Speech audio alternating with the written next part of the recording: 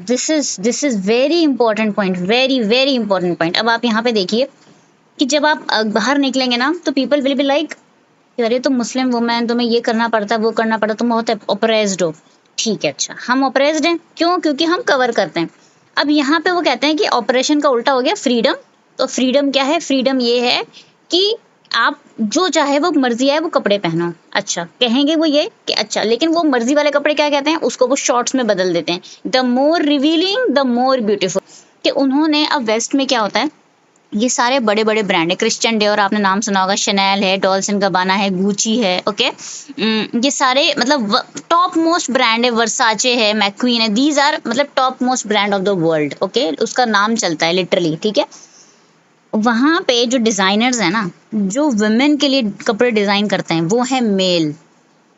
अब can you even imagine, यहाँ पे कह रहे हैं कि औरत अपनी मर्जी से चुनती है, जबकि यहाँ पे चुनना बहुत दूर की बात है। उसको थॉट प्रोसेस में ये डाला जा रहा है कि ये जो है the more revealing is more beautiful, ये उसके थॉट प्रोसेस में डाला जा रहा है in the name of freedom. Freedom और मॉडर्निज्म के नाम पर औरत को ये बताया जा रहा है कि आपकी बॉडी जितने अच्छे शेप में होगी और वो अच्छा शेप फिर जितने लोगों को दिखेगा उतनी ही आप खूबसूरत हैं।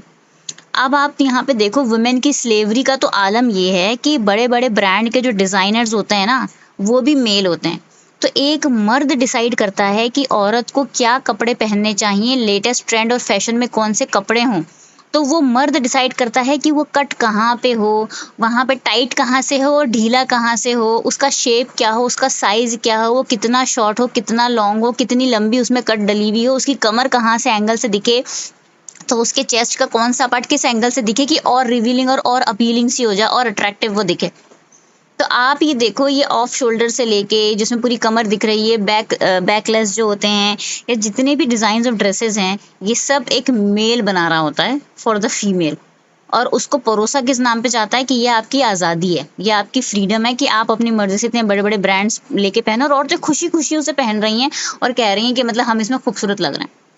सो दिस इज द, मतलब आप ये सोचो कि स्लेवरी, गुलामी की इंतहाई दर्जे की ये एक वो है गिरी हुई बात कि एक एज अ वुमेन मैं खुद डिसाइड भी नहीं कर रही हूँ, और बोला ये जा रहा है कि आप डिसाइड कर रहे हो। मतलब इतना बड़ा झूठ और फरेब का खेल सीधे सीधे होता है औरतों के साथ। लेकिन क्योंकि वो सोच नहीं रही होती हैं, उनको जो चीज़ जिस तरीके से मिलती है वो उसको वैसे ही एक्सेप्ट कर रही होती हैं, बिना सोचे समझे।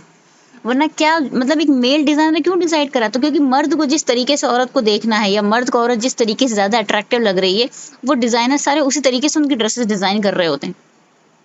तो औरत क्या है? जस्ट अ प्ले और एक ऑब्जेक्ट बन गई ना यहाँ पे तो।